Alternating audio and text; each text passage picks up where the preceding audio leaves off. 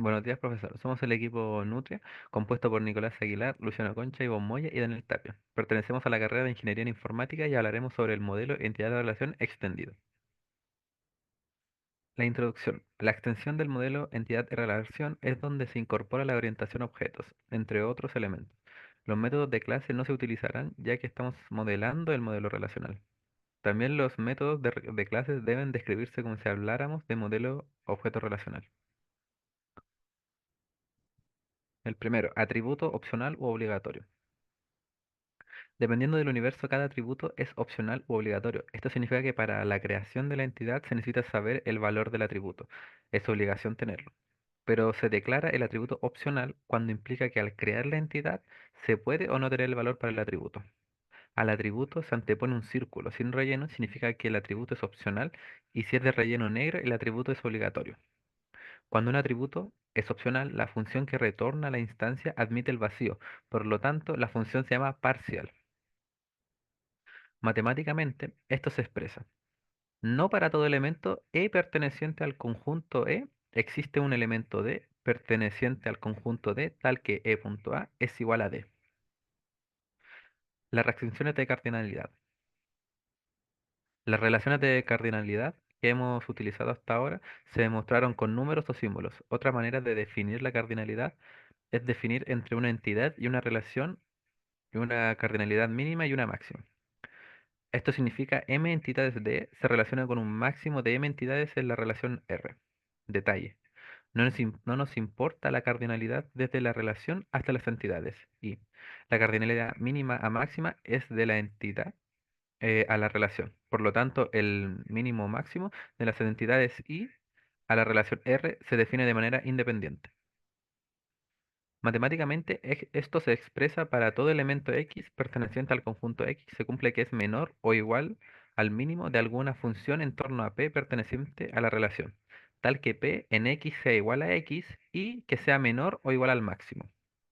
A continuación mostraremos ejemplos de relaciones como uno es a muchos, 1 es a uno y cero es a 2. Herencia en las entidades. Si hay herencia, se produce una jerarquía de clases. Estas se producen solo en las entidades y no en las relaciones. Si una clase Y hereda una clase X, ambas entidades se relacionan con es un o ISA. Las dos formas significan lo mismo, en donde X es superclase e Y una subclase. Y hereda los atributos de la relación X. Matemáticamente se expresa para todo elemento Y perteneciente al conjunto Y e X y es subconjunto de X. La superclase es la entidad que en una relación es quien hereda sus relaciones y atributos, es decir, la clase general. Como por ejemplo en la imagen, donde se ve que la entidad X es la superclase y se relaciona con las subclases o clases especializadas X1, X2 hasta Xn, quienes reciben sus atributos y relaciones.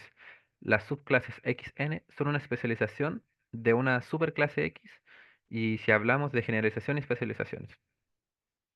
Especialización. Top-down cuando, una vez definida la clase, durante el proceso de modelamiento se comienza a requerir subdivisiones, siendo expresada matemáticamente para todo elemento xy perteneciente al conjunto xy y el elemento xy también pertenecerá al conjunto x. Generalización, bottom-up, proceso donde al tener clases se ve que durante el proceso de modelamiento estas tienen atributos en común y se decide generar una superclase y matemáticamente se expresa igual que el anterior. Para todo elemento xy perteneciente al conjunto xy, el elemento xy también pertenecerá al conjunto x. Ahora, yendo con la herencia de los atributos, primero, debido a la jerarquía de generalización, los atributos de las superentidades se heredan hacia los de las subentidades. En el caso de este diagrama, gerentes, vendedores y secretarios vendrían siendo subentidades y personal vendría siendo la superentidad. Por ejemplo, vendedores, que contienen los atributos coche y área de venta, debido a la herencia también tendrían los atributos de personal, los cuales serían salario, IDE, nombre y dirección. Para indicar de mejor manera cuál vendría siendo las superentidades y las subentidades, se puede utilizar un triángulo invertido. Ahora, yendo con la restricción inherente, primero está disjunto, que es cuando la superentidad solo puede pertenecer a una de las subentidades. y se puede representar como una D dentro del triángulo. Ahora solapada, que es cuando la superentidad puede pertenecer a varias de las subentidades. Puede dejar vacío o se puede representar con una letra O dentro del triángulo. Ahora, con totalidad o parcialidad, primero totalidad, que es cuando la superentidad debe pertenecer sí o sí a una de las subentidades y se representa con dos líneas por encima del triángulo invertido. Y con parcialidad, que es cuando no es necesario que la superentidad pertenezca a una de las subentidades.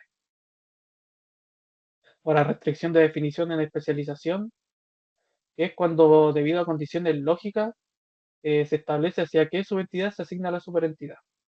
Matemáticamente puede decirse que para todo x sub i, tal que x sub i pertenece a x grande sub i, se cumple la condición lógica i aplicada a x sub i. Ahora, definido por atributo, es mediante los atributos de la superentidad se determina hacia cuál de las subentidades se asigna. Y matemáticamente se puede decir que para todos x sub i, tal que x sub i pertenece a x sub i, se cumple que x sub 1 punto a sub 1 es igual a v sub 1 y x sub i punto a sub m es igual a v sub m y. Ahora, definido por el usuario, que es diferente a las otras dos, en esta la superentidad se asigna por el usuario hacia una de las subentidades. Esto ya que no hay no hay ninguna condición que lo impida. Por lo tanto, esta no se representa de ninguna manera gráfica. Anteriormente se nombraban los tipos de herencia simple de selección, así que el siguiente tema a tratar es el de la herencia múltiple, o también llamado especialización reticular debido a su forma de grafo, que se refiere a cuando una subclase hereda más de una superclase. Aquí primero tenemos un ejemplo de cómo podría ser una herencia simple jerárquica, en la que se ve que es una jerarquía de un grafo con forma de árbol, donde se puede ver que I1, I2 e I3 heredan de Y y X, siendo X la raíz. En el siguiente diagrama tenemos la ejemplificación de la herencia múltiple, donde la subclase I3 tiene herencia múltiple ya que hereda de Y y W. Aquí se tiene un caso de herencia no permitida, ya que una herencia no puede tener dos raíces, como en este caso lo tendría W. Dentro de la herencia por claves tenemos que en la especificación las clases específicas no definen claves, ya que éstas heredan la clave de la raíz, mientras que en la categorización es la clase general quien hereda la clave de forma selectiva desde las categorizaciones. Ahora mostraremos unos ejemplos sobre el modelo entidad-relación extendido. En el primer ejemplo tenemos una especialización con dos subclases. Tenemos la entidad docente que se descompone en dos subclases, donde una son los docentes que trabajan a tiempo parcial y la otra es de docentes a tiempo completo. Si bien todos los docentes comparten atributo como nombre y apellido, los docentes de tiempo parcial tienen un atributo local, ya que se les paga por clase, así que tienen una tasa de pago por curso. Mientras que los docentes a tiempo completo tienen otro atributo local, ya que tienen un salario anual. En este caso tenemos una especialización con una subclase, donde clase tiene una subclase, clase de laboratorio, la cual tiene atributos locales para saber si el laboratorio está en uso y su horario, además de heredar todos los atributos de clase. En este ejemplo de subclase con relación es para mostrar que las subclases también pueden relacionarse con otras entidades, como es en este caso donde un docente a tiempo completo puede suscribirse a un plan único de pensión. Por último, tenemos un ejemplo de herencia múltiple para modelar los profesores, clase y profesores asistentes, donde en este caso la entidad profesor asistente es quien tiene herencia múltiple, ya que hereda atributos de docente y estudiante.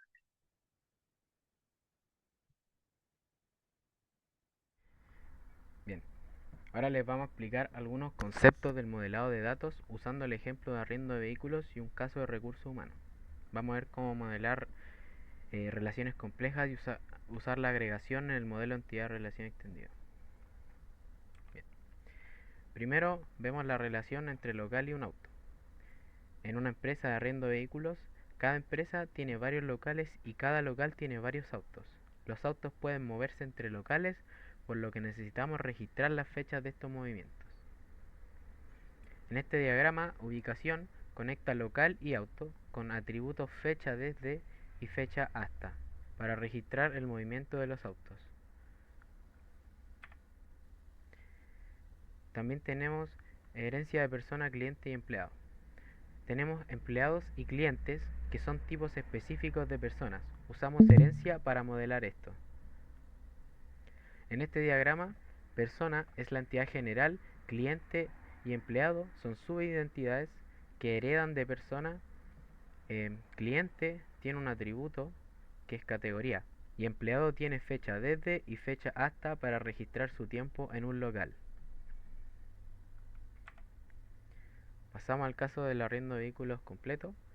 Un arriendo involucra a un cliente que va a un local, arrienda un auto específico y es atendido por un empleado.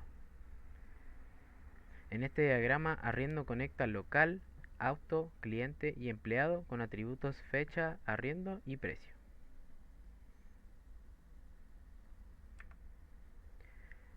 Ahora hablemos de agregación en el modelo ER.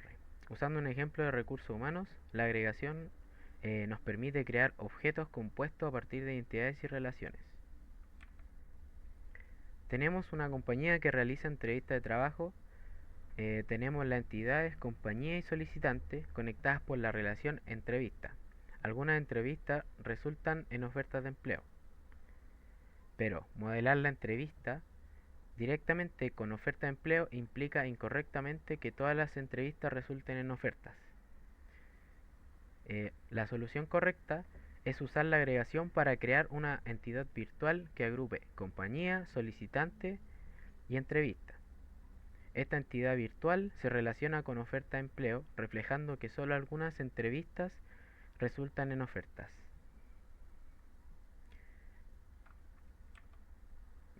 En este diagrama, la entidad virtual agrupa compañía, solicitante y entrevista, y se conecta a oferta de empleo. Esto permite reflejar correctamente que solo algunas entrevistas resultan en ofertas. Y aquí está la bibliografía de donde conseguimos la información acerca de este trabajo. Gracias por ver esta presentación.